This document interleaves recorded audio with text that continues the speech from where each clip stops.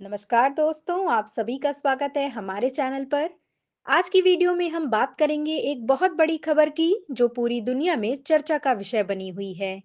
ये है यूक्रेन के राष्ट्रपति वोलोडिमिर जेलेंस्की, अमेरिका के राष्ट्रपति डोनाल्ड ट्रंप और वाइस प्रेसिडेंट जेडी वैंस के बीच हुई जोरदार बहस। ये घटना 28 फरवरी 2025 को व्हाइट हाउस के ओवल ऑफिस में हुई और पूरी दुनिया के सामने कैमरे पर रिकॉर्ड हुई।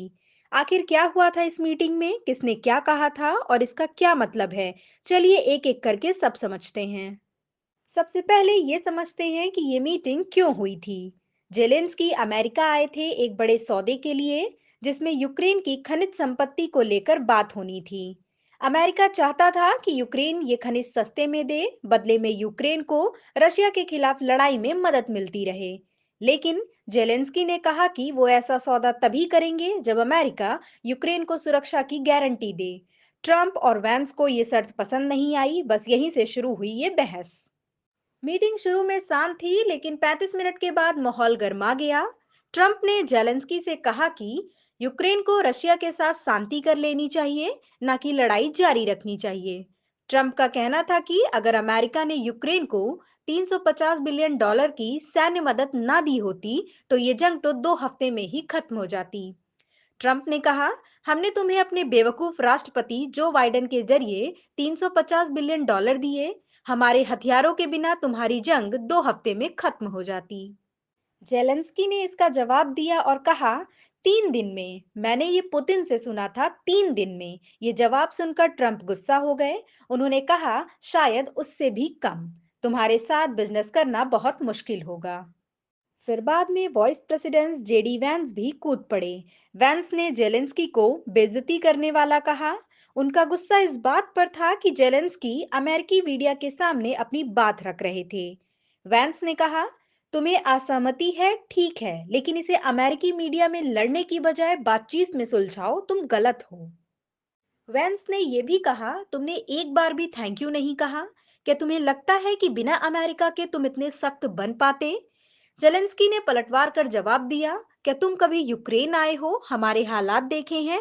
एक बार आओ।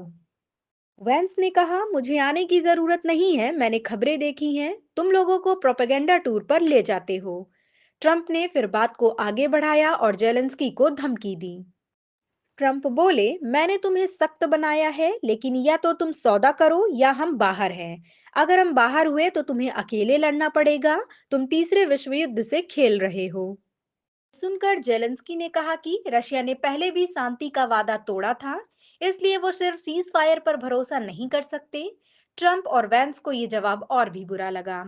बात इतनी बढ़ गई कि मीटिंग अचानक खत्म कर दी गई। जेलेंस्की को व्हाइट हाउस से जाने के लिए कह दिया गया। लंच तैयार था, लेकिन उन्हें खिलाया भी नहीं गया। व्हाइट हाउस से निकलने के बाद जेलेंस्की रुके नहीं, वे सीधे लंदन पहुंचे, जहां 1 मार्च 2025 को यूरोपीय नेताओं का एक सम्मेलन था। वहां ब्रिटेन के प्रधानमंत्री कीर स्टारमर ने उनका गर्मजोशी से स्वागत किया। स्टारमर ने कहा, हम यूक्रेन के साथ खड़े हैं। जेलेंस्की ने यूरोप के नेताओं से मुलाकात की, जिसमें यूरोपियन कमीशन की अध्यक्ष उर्सुला वॉन डेर लेयेन और यूरोपियन काउंसिल के हेड एंटोनियो कोस्टा शामिल थे।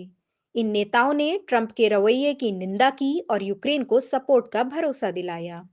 फ्रांस के राष्ट्रपति इमैनुअल मैक्रों ने कहा, रूस हमलावर है और यूक्रेन पीड़ित। हमारा सपोर्ट जारी रहेगा।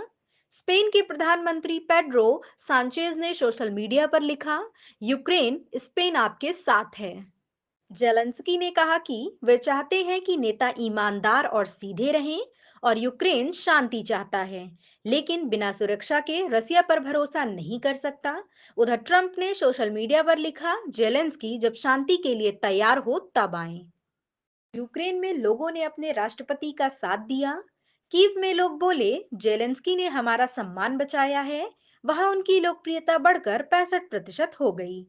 यूक्रेन के एक नेता मुस्तफा नाइम ने कहा, ट्रंप हमें नापसंद नहीं करते, वे हमसे नफरत करते हैं। दूसरी तरफ रूस ने मौके का फायदा उठाया। रूसी अधिकारी ट्रंप की तारीफ कर रहे हैं और जेलेंस्की का मजाक उड़ा रहे हैं। पूर्वी रूसी राष्ट्रपति दामित्री मेदवेदेव ने सोशल मीडिया पर तंज कसा।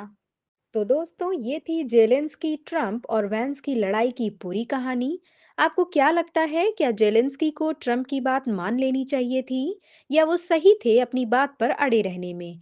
कमेंट करके जरूर बताइए, और वीडियो पसंद आई हो तो लाइक करना ना भूलें।